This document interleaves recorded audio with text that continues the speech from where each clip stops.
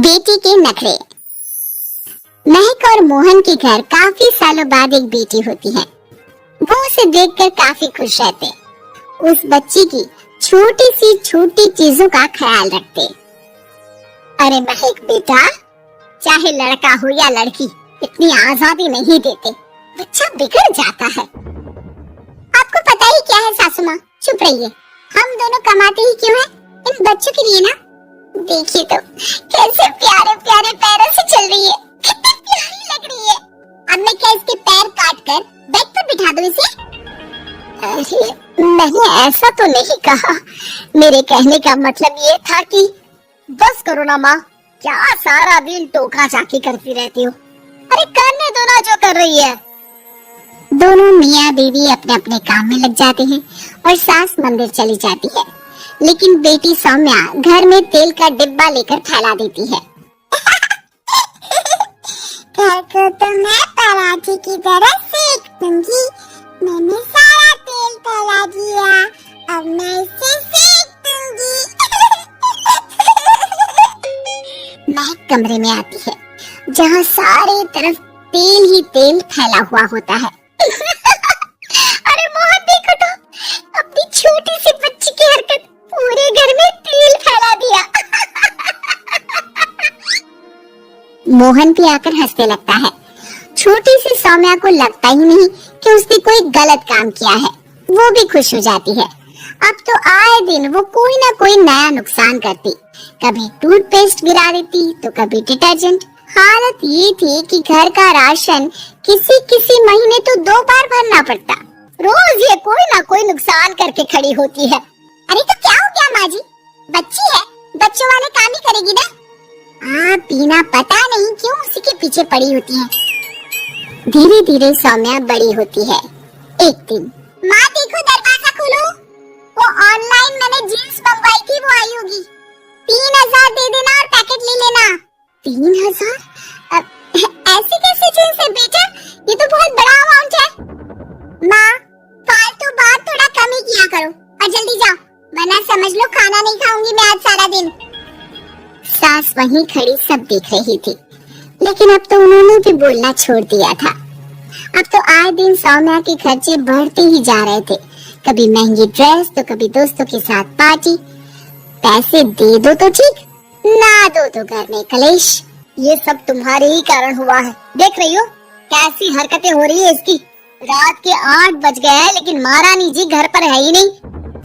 तभी सौम्या पड़ोस की लड़की के साथ वहाँ आती है। ओके बाय रोहन, कल फिर मिलेंगे, लव यू। ये क्या हरकत है सौम्या, आज तो तुमने हद ही पार कर दी। पापा कब से परेशान है। और ये लड़का कौन है? तभी पास खड़ी सास बोलती है, देखो महक, आज तक मैंने कहा नहीं था, लेकिन मैं आज कहूंगी, क्योंकि ये मेरे घर का मामला है। मैं नहीं चाहती कि मेरे बेटे का खानदान खराब हो या फिर कोई हम लोगों के घर के लिए बात करे। जाओ इसे ऊपर कमरे में छोड़ाओ, इससे कल बात करेंगे। मॉम देखो ना दादी क्या बोल रही है, चुप कराओ ना इनको, जैसे हमेशा करा देती हो। महक को अपनी गलती का एहसास हो रहा था। वो चुपचाप खड़ी होती है। मोहन बेटी को अच्छे से कमरे में सुलाकर माँ के पास आता है। देखो ये लड़का ठीक नहीं है, अब तुम लोग इसकी शादी करवा दो। ससुराल वाले अपने आप देख लेंगे, शादी के बाद जिम्मेदारी पड़ेगी तो सब ठीक हो जाएगा। शादी अभी तो 25 की है ये, तो क्या 50 तक बैठाओगी? नहीं नहीं, ठीक कह रही है माँ, इसके लिए जल्दी से कोई लड़का देखता हूँ। अगली रोज सौम्या खाने के टेबल पर, मैं आप लोगों को बता देती हूँ, मैं रोहन से प्यार करती हूँ और उसी से शादी करूंगी। रोहन? वही ना सक्सेना का लड़का, वो सक्सेना जो पिछले महीने ही जेल से छूट कर आया है। वो जेल नहीं, काम के सिलसिले में अमेरिका गए थे। अच्छा, सक्सेना अमेरिका गया था तो क्या पैसा वैसा कमा कर नहीं आया? ये देख रही है ब्लाउज, उसकी बीवी ने सिला था मेरा। पैसे की कमी का रोना रो रही थी, पति को कोस रही थी कि जुआ खेलते पुलिस ने पकड़ा और लगी लगाई नौकरी भी छूट गई। दादी कुछ भी मत बोलो, दादी को चुप कराओ ना। दादी जो बोल रही है ठीक बोल रही है। तेरे पापा ने तुझे देखने के लिए लड़के वालों को कल बुलाया है, समझी? अगली रोज लड़के वाले सौम्या को देखने आते हैं और उसकी शादी मयंक से हो जाती है। शादी के बाद सौम्या मायके आती है। वाह माँ, कितनी अच्छी शादी कराई है आप लोगों ने मेरी, लेकिन मुझे कुछ दिन और यहाँ रहना है। अरे बेटी, ये तेरा ही तो घर है, जितनी मर्जी रह। और क्या, दमाजी कैसे है? अरे वो मयंक नहीं आया, कल शादी, आज तो अकेली, सब ठीक तो है ना? महक एक बार फिर सांस पर चढ़ बैठती है। अब बस करिए ना माँ जी, अब तो ज्यादा ही हो रहा है। माना आपकी कुछ बातें मैंने नहीं मानी, लेकिन अब ये मेरी बेटी मायके आई है, तो क्या उसका मतलब ये कि वो लड़कर आई है? हाँ पीना। सौम्या दादी की तरफ देखकर मुस्कुरा देती है, जैसे उन्हें चिढ़ा रही हो। दादी, मैं लड़का नहीं बल्कि ये बता कर आई हूँ कि मुझे कुछ दिनों के लिए यहीं रहना है, माँ के पास। मेरा मन धीरे धीरे ही तो ससुराल में लगेगा। अब अगर आप बोलती है तो चली जाती हूँ मैं। अरे नहीं नहीं बेटी, ये मतलब नहीं था तेरी दादी के बोलने का। सौम्या कमरे में चली जाती है और अगले ही पल जींस टॉप पहनकर बाहर आती है। माँ, मैं ना अपनी सहेली के घर जा रही हूँ, आने में देर हो जाएगी, खाना मैं वहीं खा लूंगी। सौम्या सहेली के घर चली जाती है। अरे सौम्या ससुराल से आई है, कहीं दिखाई नहीं दे रही।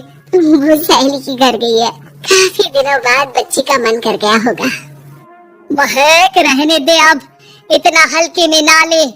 लड़की अब किसी और की अमानत है, घर में इतनी देर से आएगी तो लोग क्या कहेंगे। और होता भी ऐसा ही है। दरवाजे में पुलिस आती है, जिसके साथ सौम्या होती है। ये आपकी बेटी है? जी जी, लेकिन क्या हो गया? पापा, मैं और रीना घूम रहे थे तो रोहन आ गया। उसने मेरे गहने खींचने की कोशिश की, जब मैंने नहीं दिया तो मुझे धक्का मारकर मेरे गहने ले लिए। पापा, मुझे माफ कर दो, मुझे ना मयंक के पास जाना है, आप उसे फोन कर दो, वो मुझे ले जाएगा।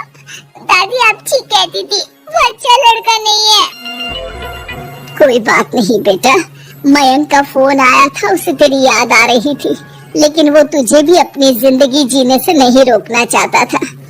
मैं उसे बोल दूंगी कि वो कल तुझे लेने आ जाए। अगले दिन, चलो सौम्या, मैंने आज रात की फिल्म की टिकट और 5 स्टार होटल में खाने के लिए टेबल बुक कर दी है।